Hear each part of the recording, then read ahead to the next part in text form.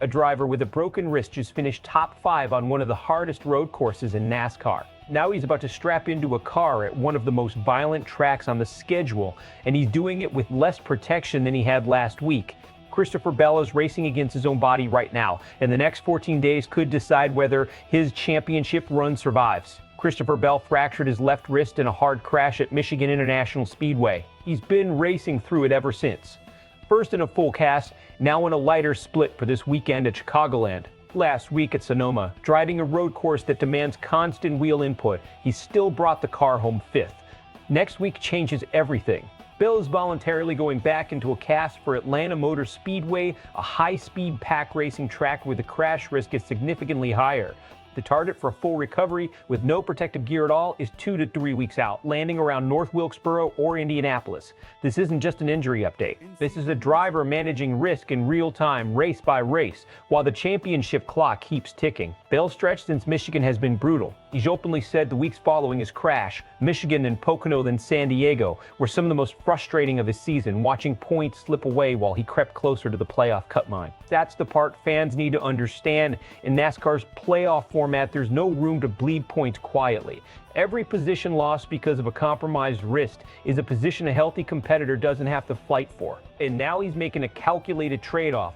Less protection equals more control. More protection equals more safety. He's shifting between the two almost like a dial, track by track, based on how much risk each layout carries. That's not something you see very often. Most drivers either race hurt or they sit out. Bell is doing something in between, micromanaging his own recovery in the middle of a playoff push. Let's break down why this decision at Atlanta is bigger than it sounds on the surface. Atlanta isn't just fast, it's a drafting track, meaning cars run in tight packs at super speedway speeds. That style of racing produces one specific outcome more than any other track type on the schedule, the big one, a multi-car wreck that nobody sees coming and everybody gets caught in. For a driver with a healthy body, that's already a nerve-wracking proposition. For a driver with a healing fracture, it's a completely different risk calculation. One hard impact on that wrist at that speed could set his recovery back weeks, or worse, end it as a queen injury and turn it into something surgical. That's exactly why Bell and his team are choosing to sacrifice precision for protection at Atlanta. The cast limits his fine motor control on the wheel. He's already said it himself. He can't be quick and sharp with his inputs right now. At a track like Atlanta, raw protection matters more than surgical precision because survival is the priority, not lap time. Now flip that logic for a road course like Sonoma. Road courses demand constant, rapid wheel movement, corner after corner, no rest for the hands. That's the exact opposite of what a healing wrist wants. And yet Bell thrived there in a full cast, finishing 5th. That tells you two things. First, his pain tolerance and adaptability are elite, even by racing standards.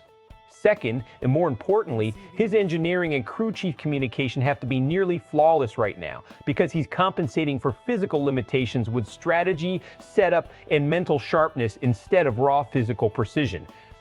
Is this smart or dangerous? Honestly, it's both.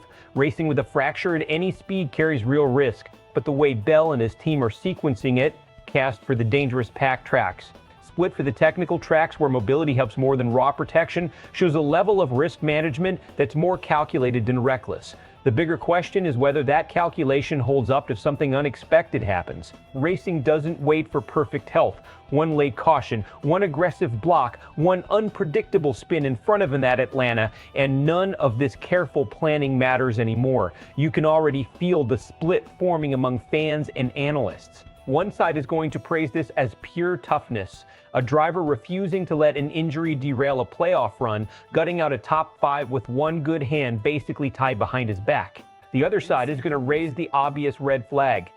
Is a team really doing right by its driver by sending him into a super speedway pack race with a healing fracture, even in a cast? Safety First Voice is going to push back hard on that, especially with how unpredictable Atlanta racing has become in recent years. Expect this story to get louder, not quieter, heading into that weekend. Best case scenario, Bell survives Atlanta clean, the cast does its job, he comes out the other side still in playoff position, and by North Wilkesboro or Indianapolis, he's fully healed and racing at 100% right when the postseason intensity ramps up. If that happens, this entire stretch becomes a redemption story. The injury that almost sank his season instead becomes the moment that defined his toughness. Worst case scenario, Atlanta lives up to its reputation. Bell gets caught in exactly the kind of chaotic wreck the track is known for, and the wrist takes a fresh hit. That doesn't just cost him a race, it could cost him weeks of recovery time and with it any realistic shot at defending his playoff standing. Two completely different outcomes, and it all comes down to a track known for chaos. So here's the real question. Is Christopher Bell being courageous right now, or is his team pushing him into unnecessary risk during the most dangerous stretch of the schedule? Drop your take in the comments. Toughness or bad judgment call? If you want the full breakdown once Atlanta actually happens, make sure you subscribe to SportsWire USA, because this story is far from finished.